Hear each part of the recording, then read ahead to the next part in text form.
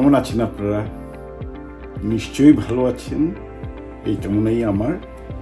সাদিয়া, তুমি কেমন আছো? ভালো আছি। Thank you. বিষয়টি একটি জিনিস মাথায় ঘুরপাক খাচ্ছে, তো সেজন্য যখন কোনো কিছু ঘুরপাক খায় সেটি বলে ফেলাটাই আমি মনে করি ভালো। শোয়াব এবং কি হবি দুটো কিন্তু ভিন্ন জিনিস। যেমন ধরুন, আমি হাতে ঘড়ি পরি, আমি চশমা পরি, সেটি আমার শখ, মিনস মাই হবি। এটি আমার খুশির জন্য আমি করি। যখন আপনি চশমা পরবেন বা ঘড়ি হাতে দিবেন,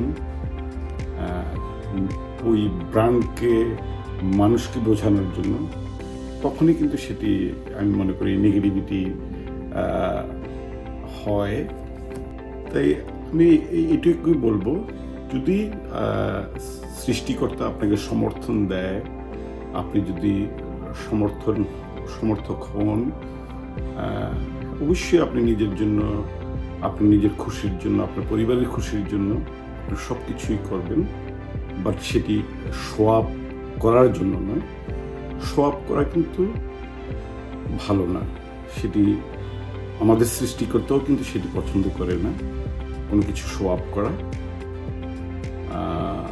আপনি যদি কোনো কিছু শো আপ করেন, আমি মনে করব এটি আপনি যাকে শো আপ করতে চাচ্ছেন তাকে আপনি ছোট করছেন। এতটুকুই আমি বলবো। আমাদেরকে সৃষ্টিকর্তা অনেক কিছু দিয়েছে, সমর্থন দিয়েছে।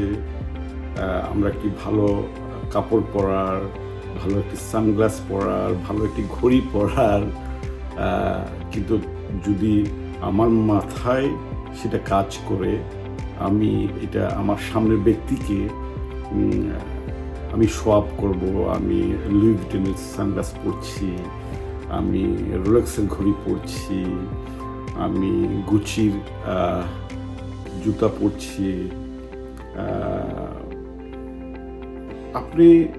আমি মনে করি ব্র্যান্ড এখানে কোনো বিষয় না। এটা বিষয়টা হলো আপনার আনন্দ।